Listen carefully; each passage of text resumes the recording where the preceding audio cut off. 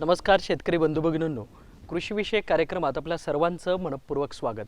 मंडळी, आपल्या शेती व्यवसायात शाश्वत उत्पादन घेण्याकरिता शेतीपूरक व्यवसाय हे एक वरदान. याच शेतीपूरक व्यवसायातील एक मुख्य व्यवसाय म्हणजे मधमाशी पालन.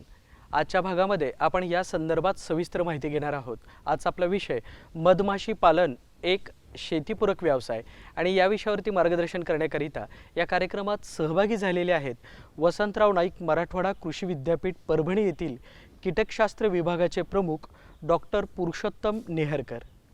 नमस्कार सर. नमस्कार. आपल्या या कार्यक्रमात आमच्या संपूर्ण टीमच्या वतीने मनपूर्वक स्वागत. मुळातच सर, मधमाशी पालन हा व्यवसाय सुरू करत असताना काय काळजी घ्यायला हवी? नमस्कार शेतकरी बंधूंनो. मधमाशी पालन हा कौशल्य आधारित शेतीपूरक व्यवसाय आहे आणि शेतीचं उत्पादन एक 25 ते 30% वाढवणारा हा व्यवसाय आहे. हा व्यवसाय सुरू करताना त्यातले काही बारकावे जाणून घेणं गरजेचं आहे. तर यासाठी आपल्याला अनुभवी मधपालकाकडून ही प्रशिक्षण घ्यावं लागेल किंवा काही संस्था आहेत जसं CBRTI केंद्रीय मधमाशी पालन प्रशिक्षण संस्था पुणे, वसंतराव नाईक मराठवाडा कृषी विद्यापीठ परभणी येथील कीटकशास्त्र विभाग, अशा अनेक संस्था आहेत. तर यांच्याकडून प्रशिक्षण घेतल्यानंतर मधमाशी पालकाला ज्या ठिकाणी आपल्याला हा व्यवसाय करायचा आहे त्या ठिकाणी मधमाशांना खाद्य म्हणून फुलोरा उपलब्ध असावा, झाडं असावीत आणि त्या ठिकाणी त्यांना उन्हाळ्यामध्ये थंडावा असं हवामानानुसार त्यांना वातावरण पोषक असावं, अशा ठिकाणी याची सुरुवात करणं फायद्याचं आहे. या मधमाशी पालनाकरिता म्हणून जे काही साधन आपल्याला लागतात तर त्या साधनांची उपलब्धता आपण कशी करून घेता?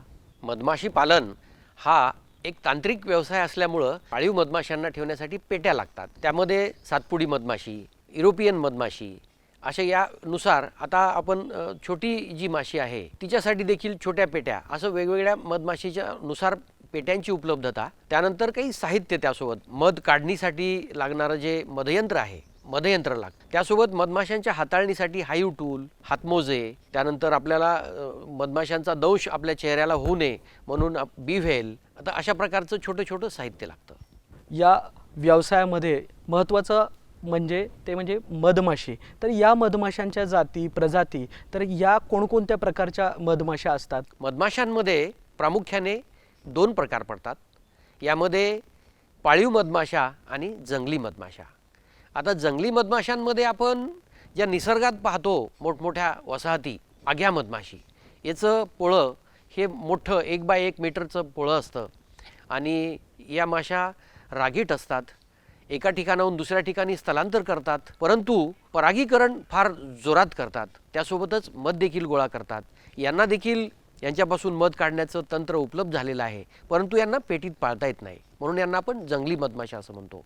त्यासोबतच दुसरी फुलोरी माशी, याचं मोळ हे लहान असतं, 25 बाय 20 अशा प्रकारची याची लहान फ्रेम असते, परंतु निसर्गात असतं हे. तर अशा प्रकारे या माशीपासून देखील अर्धा ते 1 किलोपर्यंत मध मिळू शकतो. आणि या झाल्या 2 प्रकारच्या माशा. त्यासोबतच आपण जे प्रकार मधमाशांचे व्यावसायिकदृष्ट्या महत्त्वाचे आहेत त्यामध्ये पाळीव मधमाशा. पाळीव मधमाशांमध्ये सगळ्यात जास्त फायदेशीर असणारी युरोपियन माशी, जिला आपण अपिस मेलिफेरा असं म्हणतो. तर ही मधमाशी, हिला फुलोराही खूप जास्त प्रमाणात लागतो. वातावरण थोडंसं पोषक म्हणजे थंडावा असलेल्या ठिकाणी या पेट्यांना ठेवावं लागतं आणि 30 ते 40 किलो मध एका पेटीपासून एका हंगामामध्ये मिळू शकतो. अशा प्रकारची ही युरोपियन माशी. पाळीव माशीमध्ये दुसरी जी आहे ती भारतीय मधमाशी, अपिस सेरेना इंडिका. तर ही माशी देखील 5 ते 6 किलोपर्यंत एका पेटीपासून मध देऊ शकते, परंतु तिला मेंटेनन्स कमी असतो, खाद्य साखर पाक कमी लागतो. तर अशा प्रकारची ही दुसरी माशी. आणि सर्वात लहान तिसरी जी पाळीव मधमाशी आहे ती स्टिंगलेस बी म्हणजे दंशविरहित माशी. तिच्यापासून मिळणारा मध हा अगदी थोडासा 50 ते 100 ग्रॅमपर्यंत मिळतो. पण गावागावांमध्ये, जुन्या वाड्यांमध्ये, झाडाच्या खोडांमध्ये या माशा वास्तव्य करतात. या देखील छोट्या पेट्यांमध्ये ठेवता येतात. अशा प्रकारे या पाळीव 3 प्रकारच्या माशा आहेत. या मधमाशांचं कुटुंब हे नेमकं कसं असतं, त्यांची एकूणच जी काही वसाहती आहे त्याची रचना कशी असते? मधमाशांचं कुटुंब म्हटलं की त्यामध्ये 3 सदस्य आहेत. प्रमुख सदस्य राणी माशी. हा एका वसाहतीमध्ये एकच राणी माशी असते. त्यानंतर नर माशा आणि कामकरी माशा. राणी माशी ही त्या कुटुंबाचा प्रमुख असते. अंडी देण्याचं काम ही राणी माशी करते. साधारणपणे 500 ते 1000 अंडी प्रति दिवस याप्रमाणे आपल्या मधमाशांची संख्या ती मेंटेन करत असते.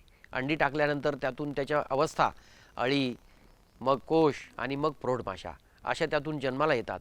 आणि ही राणी माशी तिला जे खायला लागतं ते रॉयल जेली म्हणजे राजान्न यावर ती जगत असते.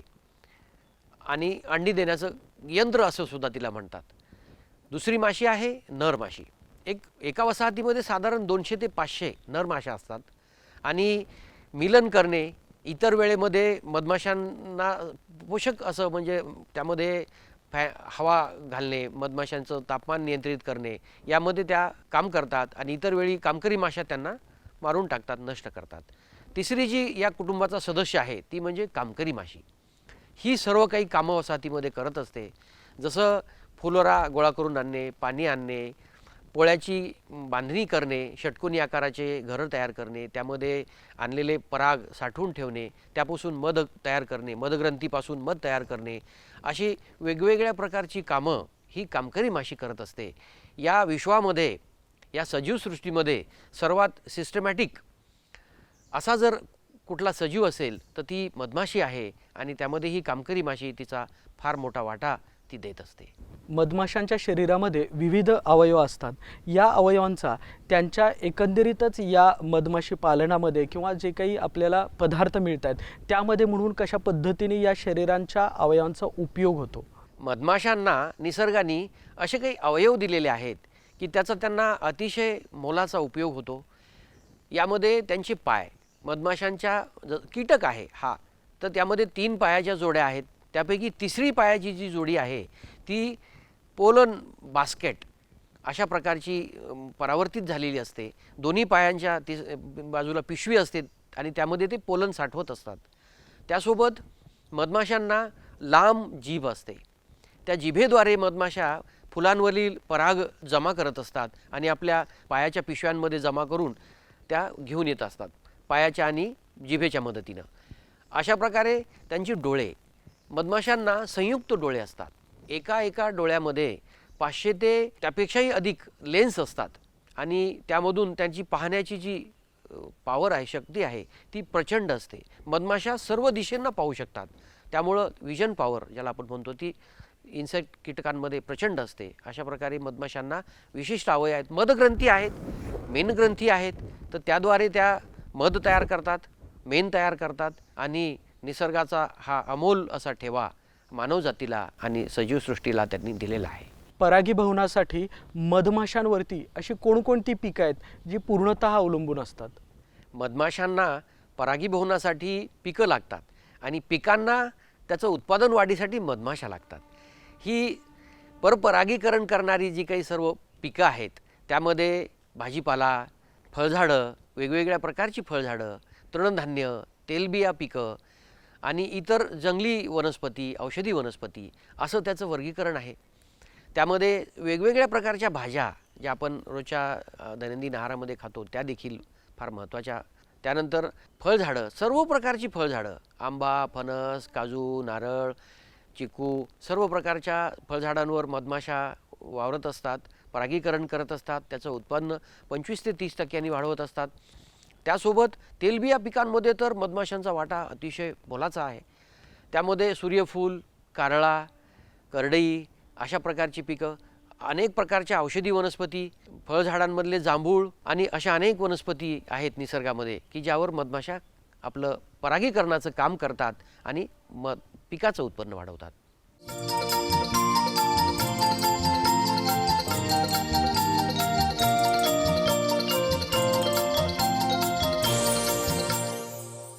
हंगामनिहाय मधमाशी पालन आणि या हंगामनिहाय त्याचं व्यवस्थापन हे कशा पद्धतीने करायला हवं? मधमाशांना वेगवेगळ्या हंगामानुसार त्यांची काळजी घ्यावी लागते. जसं आपल्याकडे प्रामुख्यानं 3 हंगाम आहेत, पावसाळा, हिवाळा आणि उन्हाळा. मधमाशांना उन्हाळ्याचा जो ऋतू आहे तो थोडा त्रासदायक असतो. सर्वच सजीवसृष्टीला उन्हाळा त्रासदायक आहे. जेव्हा तापमान 35 डिग्रीच्या वर जातं तेव्हा मधमाशांना त्रास होतो आणि मधमाशा मरतात. तर अशा वेळी आपल्याला त्या मधमाशांच्या वसाहती, विशेष करून पाळीव मधमाशांमध्ये या वसाहती आपण सावलीला ठेवू शकतो. थंडाव्याला, नदी नाल्याच्या काठाला, ज्यावर आपण आच्छादन करून गनी बॅग्स, साधी पोते ठेवून त्या ओलावा निर्माण करून त्यांना तापमान नियंत्रण करण्याचं काम करू शकतो. असं करण्यामुळे एक 2-3 डिग्रीचं जरी तापमान कमी झालं तरी मधमाशांना आल्हाददायक वातावरण निर्माण होतं आणि त्या आपलं काम व्यवस्थित करतात. या हंगामामध्ये जेव्हा फुलोरा उपलब्ध नसेल अशा वेळी, जसं मे, जून, तर अशा वेळी त्यांना अतिरिक्त फुलोरा, थोड्याफार प्रमाणात साखर पाक, ज्यामध्ये पाण्याचा वापर थोडा वाढवावा लागतो. 1 भाग साखर तर त्याच्या 8 भाग पाणी, म्हणजे या प्रमाणात आपल्याला त्याचं द्रावण तयार करून त्यांना पाणी द्यावं लागतं आणि मधमाशांचं बॉडी टेम्परेचर, शरीराचं तापमान हे नियंत्रित करावं लागतं आणि त्यांची कार्यशक्ती वाढवावी लागते. पावसाळ्यामध्ये सतत पाऊस असतो, मधमाशांना आपली वसाहत सोडून बाहेर जाता येत नाही. त्यावेळी त्यांना प्लास्टिकचं आच्छादन करून पेटीवर आपल्याला झाकायला पाहिजे, जेणेकरून पेटीमध्ये पाणी जाऊ नये आणि पाणी गेल्यानंतर मधमाशांना अडचण होते मध तयार करताना, त्या पेटीमध्ये काम करताना. त्यासोबत पावसाळ्यामध्ये मधमाशांना ज्यावेळी सततचा पाऊस असतो त्यावेळी त्यांना परागीकरणासाठी जाता येत नाही. मग अशा वेळी आपल्याला अतिरिक्त साखर पाक मधमाशांना द्यावा लागतो, म्हणजे त्यांचं खाद्य त्यांना उपलब्ध होतं. तर अशा प्रकारे या हंगामामध्ये मधमाशांची आपण काळजी घेऊ शकतो. आता वेगवेगळ्या हंगामाचा जर विचार केला तर पुढे हिवाळा येतो. मग हिवाळ्याच्या वातावरणामध्ये मधमाशांमध्ये हा जो थंडावा असतो, ह्या थंडीपासून मधमाशांचा बचाव आपल्याला करावा लागतो. या मधमाशा थंडीमध्ये एकमेकांना चिटकून बसतात आणि ऊर्जा, तापमान निर्माण करण्याचा प्रयत्न करत असतात. तर यामध्ये आपल्याला हिवाळ्यामध्ये मधमाशांना उबदार वातावरण राहील याची काळजी घ्यायची. गनी बॅग्स, पोते त्यावर झाकून ठेवायचे. मधमाशाच्या झाकणाच्या आतल्या बाजूला आपण गनी बॅग, साधे पोते ठेवू शकतो. तापमान नियंत्रित करण्यामध्ये त्याचा वाटा आहे.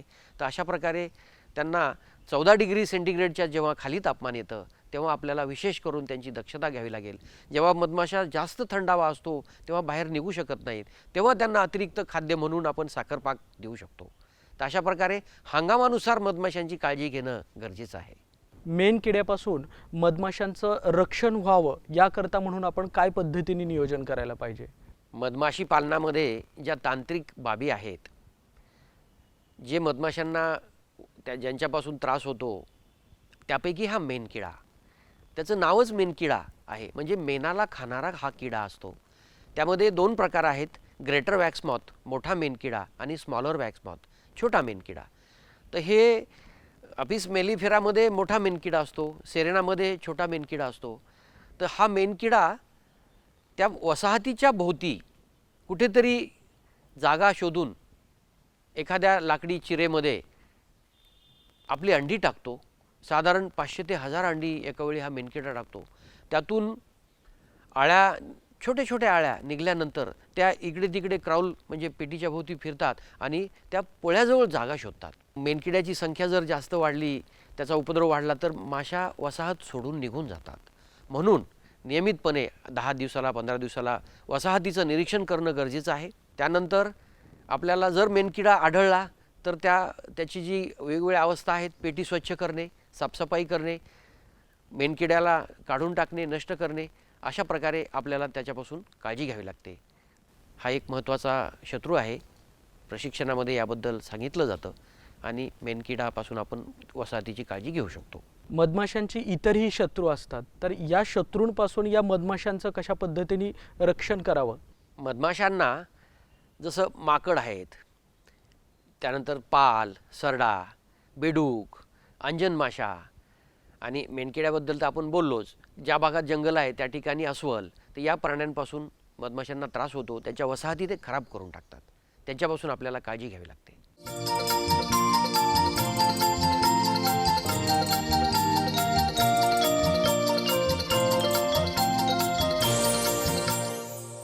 मधुमक्षिका पालनात मधासह इतर कोणकोणते पदार्थ आहेत जे आपल्याला या व्यवसायातनं मिळतात? मधमाशी पालन म्हटलं की आपल्याला मध आठवतो, परंतु या मधासोबत मेण आहे आणि सर्वात मोठा अप्रत्यक्ष होणारा फायदा म्हणजे परागीकरण. मधमाशांपासून आपल्या पिकांचं जे 25 ते 30% उत्पन्न वाढतं हे फार मोठं आहे. पदार्थामध्ये पराग आहेत, त्यासोबत मधमाशांचं विष आहे, रॉयल जेली राजअन्न आहे आणि मधमाशांपासून जो डिंक मिळतो रोंगण, ते हे वेगवेगळे पदार्थ मधमाशांपासून मिळत असतात.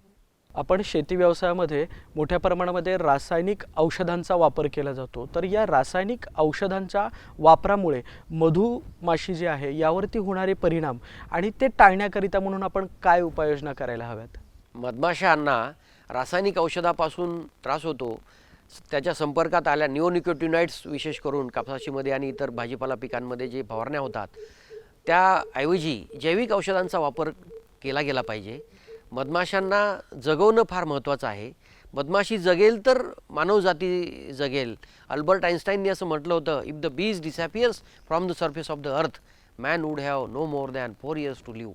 म्हणजे हा मानवजातीला फार मोठा इशारा आहे. या रासायनिक औषधांपासून त्याला पर्याय आपण जैविकचे शोधले पाहिजेत. उपलब्ध आहेत अनेक प्रकारचे जैविक बुरशीनाशक औषधी वसंतराव नाईक मराठवाडा कृषी विद्यापीठात आहेत. बायोमिक्स आहे, त्याच्यामध्ये 14-15 प्रकारच्या बुरशी आहेत. हे त्याला पर्याय म्हणून वापरू शकतो आणि रासायनिक औषधांचा वापर कमीत कमी करणं गरजेचं आहे. म्हणजे मधमाशांना त्रास होणार नाही, मधमाशा मरणार नाहीत. वसंतराव नाईक मराठवाडा कृषी विद्यापीठ परभणी अंतर्गत आपण या व्यवसायाला चालना देण्याकरिता म्हणून शेतकरी बांधवांसाठी म्हणून आपण काय उपक्रम राबवत आहात? वसंतराव नाईक मराठवाडा कृषी विद्यापीठ परभणी यांनी शेतकऱ्यांसाठी काही प्रशिक्षण घेतले आणि त्यामधून काही शेतकरी उभे राहिले या प्रशिक्षणामधून. जसं जिंतूर भागातले, डोंगराळ भागातले शेतकरी अशोकराव वाकोडकर यांनी आपला व्यवसाय सुरू केलेला आहे. आज आपण ते सोबत आलेले आहेत, तर ते परागीकरणाची सेवा शेतकऱ्यांना देत आहेत. अशा प्रकारचं म्हणजे मधमाशी पालन स्वतःचं करतात, इतर शेतकऱ्यांना परागीकरण देतात. त्यासोबत राम मुंडे नावाचे वडगावचे शेतकरी यांनी देखील मधमाशी पालनामध्ये खूप चांगल्या प्रकारचं ज्ञान ग्रहण करून इतर शेतकऱ्यांना ते सांगतात आणि स्वतःचा पण व्यवसाय करतात आणि इतर अनेक शेतकऱ्यांना ते मदत करतात. असे अनेक शेतकरी या भागामध्ये तयार झालेले आहेत आणि ते इतर शेतकऱ्यांना मदत करत आहेत.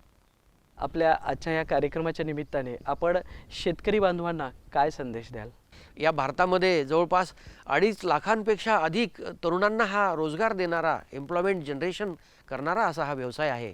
त्यामुळं मधमाशी पालन हे थोडं त्यातलं कौशल्य शिकून निश्चित करावं. त्यासोबत वातावरणाचा समतोल साधणारा हा मधमाशी हा घटक आहे आणि रासायनिक औषधाचा वापर कमी करून मधमाशी पालन वाढवावं, हा असा सल्ला आम्ही शेतकरी बांधवांना आणि सर्व आपल्या समाजांना, घटकांना देऊ इच्छितो. आपण केलेलं हे आव्हान हे नक्कीच खूप महत्त्वाचं आहे. आपण या महत्त्वपूर्ण विषयावरती कार्यक्रमात सहभागी होऊन मार्गदर्शन केलं त्याबद्दल धन्यवाद आणि आपल्या पुढील वाटचालीसाठी शुभेच्छा.